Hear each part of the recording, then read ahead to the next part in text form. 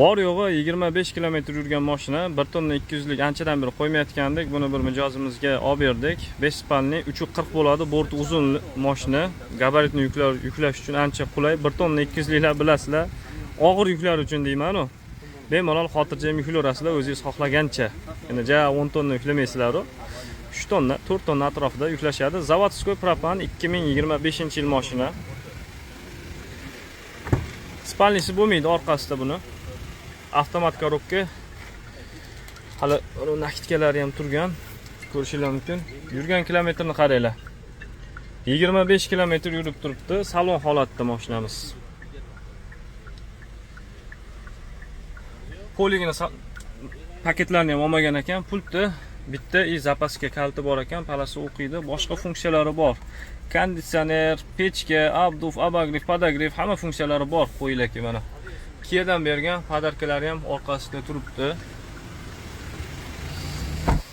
Qaranglar buni. Yangi mashina.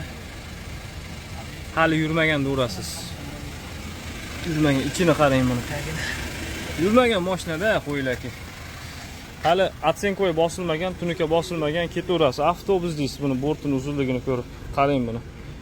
Oxirgi marta Toshkentga chiqargandim. Xuddi mana shunaqa mashina chiqarib beruvdim. Toshkentlik bir mijozimizga, o'zimiz gruppadagi Olimjon aka bitta chiqarib beruvdim. O'shani Husani ketyapti. Nasib bo'lsa buni ham bir mijozimizga olib berdik. Qaranglar. Yangi mashinani.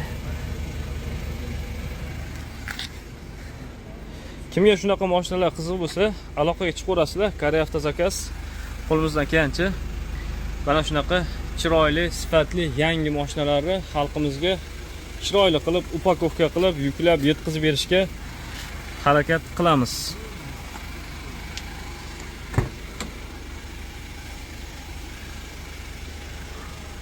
Yangi mashinalar uchun ko'p ko'rsatmadim. Ko'rsatishga ham o'zi hojati yo'q. Egalarning o'zlariga ham tashlab qo'yaman. Mana shu mashina ekan.